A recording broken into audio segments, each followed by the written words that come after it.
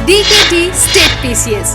अगर आप केवल स्टेट PCS के वीडियो देखना चाहते हैं तो सब्सक्राइब करिए DKT स्टेट PCS। यहाँ आपको राज्यों की लोक सेवा आयोग से जुड़ी परीक्षाओं के टॉपर्स के वीडियो अरेंज फॉर्मेट में मिल जाएंगे और लिंक डिस्क्रिप्शन बॉक्स में भी मिल जाएगा। Hello everybody, my name is Ritika Ritti. I have secured rank 11 in Bihar Public Service Commission 66th and currently I am assistant manager working in Bank of Baroda. Starting with prelims. Prelims is an extensive lengthy process और आजकल Bihar public service commission में prelims बहुत tough और बहुत important role play कर रहा है क्योंकि जनरली यहाँ का कट ऑफ 105 से 110 जा रहा है। 150 आउट ऑफ 110 लाना एक बहुत ही टफ स्कोर है एंड यहाँ के एवरेज बच्चे 110 ला रहे हैं। So let's focus on prelims जिसमें कि 7 पार्ट्स है, मोर और लेस 7 पार्ट्स पे हम फोकस करेंगे। पहला है आपका science, history, geography, current affairs, polity and Bihar static and GK.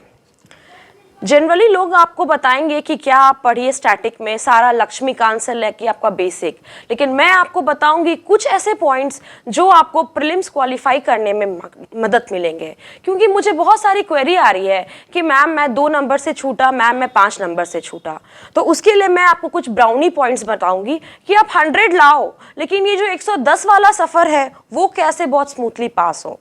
उसके लिए कुछ brownie points. The first is math. 10 question आते हैं प्रीलिम्स में मैथ्स में, तो आपको मेक श्योर कि 10 में 10 लाना है क्योंकि ये क्वेश्चन आउट है। प्रीवियस ईयर आप बनाओ और आपका 10 में 10 आएगा। The second brownie point is Bihar current affairs. Generally मेरे जितने सारे फ्रेंड्स हैं वो बिहार करंट अफेयर्स को ओमिट करके एग्जामिनेशन में जाते हैं, जिनसे क्या होता है उनका 1 या 2 नंबर के लिए छूट जाता है। तो फॉर बिहार जीके मैं आपको बोलूँगी कि ये 5 मार्क्स का सवाल है जिसमें कि आपको 5 में 5 स्कोर करना है। इसके लिए आप कोई भी लोकल करंट अफेयर्स की बुक है हमारे बिहार में, जैसे एडुटेरिया, स्पीडी, केबीसी नैनो, ये सब आप रेफर कर सकते हो। जो तीसरा ब्राउनी पॉइंट है वो इकोनॉमिक सर्वे और इकोनॉमिक बजट है, बिहार का और इंडिया का भी। इससे लगभग 3 से 4 सवाल हर साल हम देख रहे हैं प्रीलिम्स में आ रहे हैं। तो आप मेक श्योर कीजिए कि यहाँ से 20 से 25 क्वेश्चन आप पहले से डेटा फीड करके जाएं ताकि आपको एग्जाम में सिर्फ टिक मारना हो और आपका टाइम भी बचे। चौथा बहुत इंपॉर्टेंट है फॉरेस्ट सर्वे, बिहार का और इंडिया का। तो ये 4 ब्राउनी पॉइंट्स आपको 100 से 110 का सफ़र पार करने में मदद करेंगे। अब मैं आती हूँ स्टैटिक में जो आपको 100 मार्क्स लाने हैं। उसके लिए मैं शुरू करती हूँ साइंस से। साइंस में आपके लिए लूसेंट जो मैंने रेफ़र किया है, लूसेंट 2 आती है। एक आती है आपका कॉम्प्रिहेंसिव लूसेंट और एक है स्पेशली फॉर साइंस। तो अपना समय ना बर्बाद करते हुए आप कॉम्प्रिहेंसिव लूसेंट में जाइए जिसमें फिजिक्स, केमिस्ट्री और बायो एक ही जगह दिया हुआ है। उसके अलावा उसमें हिस्ट्री, ज्योग्राफी सब कुछ है। वो काफ़ी लगभग 20 से 25 पेज की है, लेकिन उसको आप नहीं तो 5 से 10 बार रिविजन कीजिए बिफोर प्रीलिम्स। सेकेंड इज जब आप ये कंप्लीट करो तो आप घटना चक्र पे स्विच कर जाओ।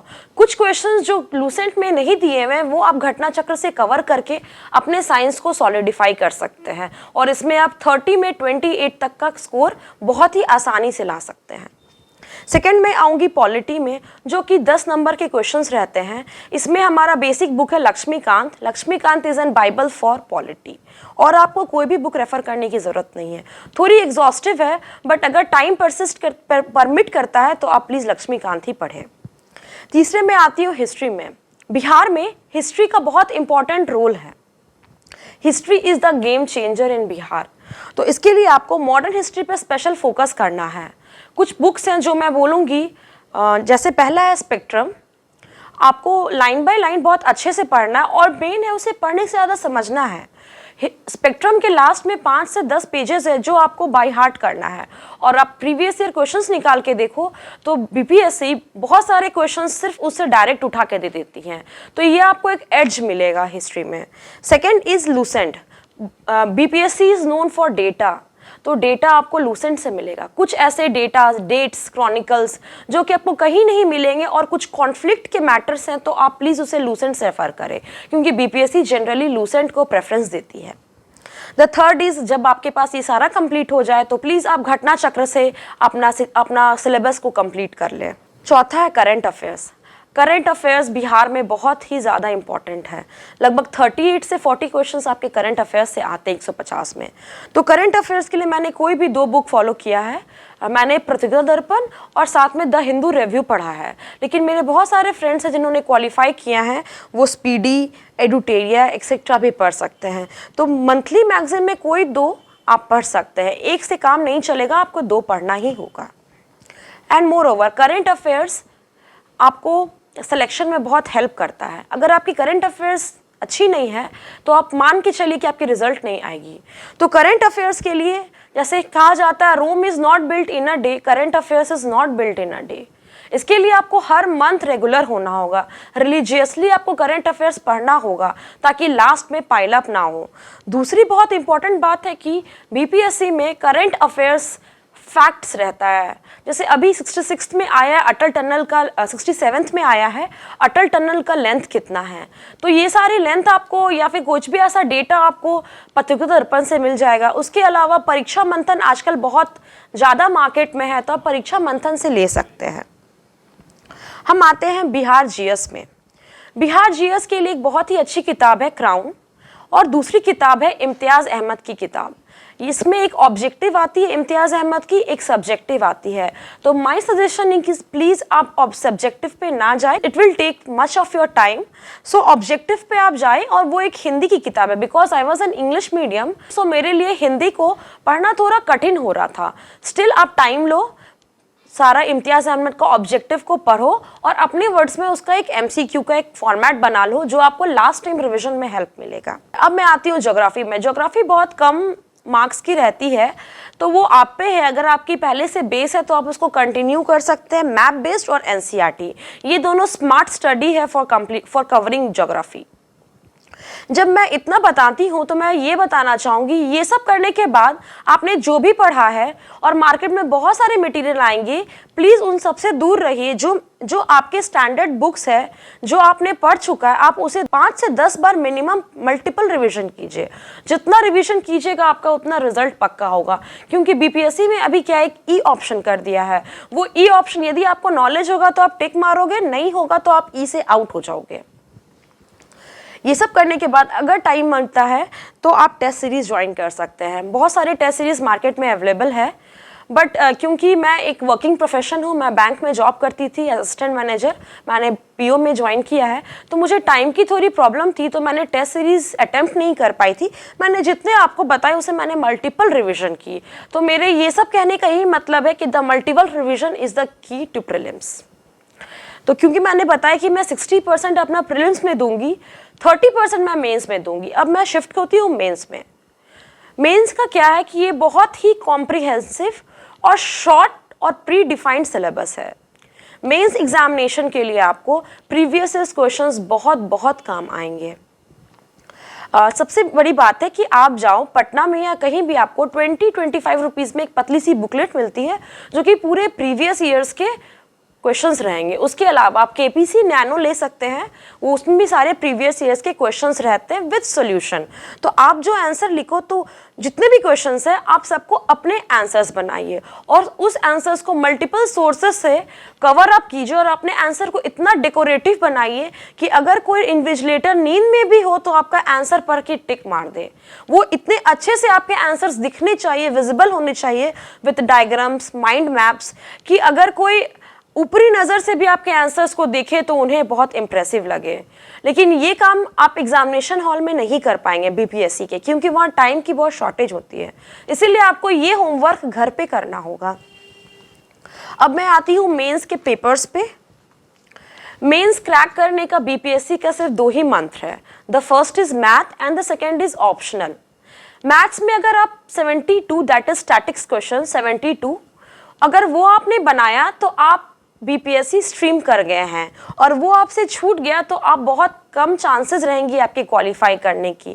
द सेम केस मेरे साथ हुआ था। मैंने 64 दिया था, मेरे 72 नंबर के मार्क्स छूट गए थे मैथ्स के, जिसके कारण मेरा 9 मार्क्स से 64 क्वालिफाई नहीं हो पाया। तब मुझे रियलाइज़ हुआ कि मैथ्स बहुत इंपॉर्टेंट रोल प्ले करता है। ये मैं अपने अनुभव से बोलती हूँ। इसीलिए कहा गया है, हारे हुए की सलाह, जीते हुए का अनुभव और खुद का दिमाग आपको पास करवाएगा। अब आते हैं हम सारे पेपर्स पे। ये हुआ पहला मैथ्स, दूसरे पे आते हैं ऑप्शनल पे, वो सेकंड है। मैंने बताया कि मेंस में दो चीज़ें, पहला मैथ्स, दूसरा ऑप्शनल। ये दो आपकी बीपीएससी की नैया पार कराएगी। तो पहला मैथ्स आपको 72 का 72 बनाना है स्टैटिक्स में, दूसरा ऑप्शनल। ऑप्शनल क्योंकि मेरा एंथ्रोपोलॉजी था जिसको मैं नेक्स्ट वीडियो में कवर अप करूंगी, अभी मैं सिर्फ मेंस और इंटरव्यू करके एंड करूंगी, तो ऑप्शनल पे आपको ध्यान देना है। मैं आती हूँ GS1 और GS2 में। GS1 में क्योंकि सबको आप लोग को पता चल ही गया है कि 3 वहाँ पे सेक्शंस होते हैं। पहला maths which is a deciding, आप मैथ्स स्पीड बनाओगे तो आपके टाइम वो करंट अफेयर्स जो कि पेपर 1 का सब सेक्शन 2 है उसमें आपको हेल्प मिलेगा। मैथ्स लेट बना तो आपका हो सकता है 1-2 क्वेश्चन भी छूट जाए करंट अफेयर्स में। The second is current affairs. Current affairs के लिए मैंने विजन के मंथली मैगजीन है उनसे कुछ important, BPSC is known for burning topics. वो ऐसा नहीं कि बहुत ट्रिफल मैटर को वो टच करते हैं, वो बहुत बर्निंग टॉपिक्स पे ध्यान देते हैं और उसमें अपने व्यूज़ को हेल्प करवाएंगे आपको।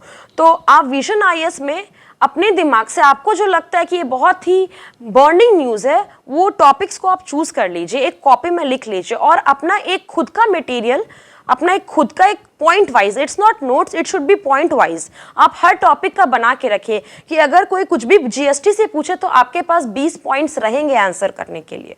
And more over BPSC is known for data, B it in the prelims और इन द मेंस। तो आप अपने आंसर्स में डेटा इस तरह से फीड कीजिए कि उन्हें लगे कि हाँ ये बच्चे ने डेटा को भी याद रखा है, और सिर्फ याद नहीं रखा है, उसे रिप्रोड्यूस भी किया है आंसर्स में। Ethics with S. Ansari remains the best ever choice. Do you know that ethics paper is the only paper in general studies that pays more with less efforts? One can easily secure 130 to 140 marks. Lukman IAS is a well-established name since 2014 for ethics paper. We offer 3 types of courses: Ethics Foundation course, Ethics Case Studies, and Ethics Test Series. Since 2015, Lukman IAS students have maintained the records of securing the highest marks in this paper. So, why to wait? Contact us today for more information.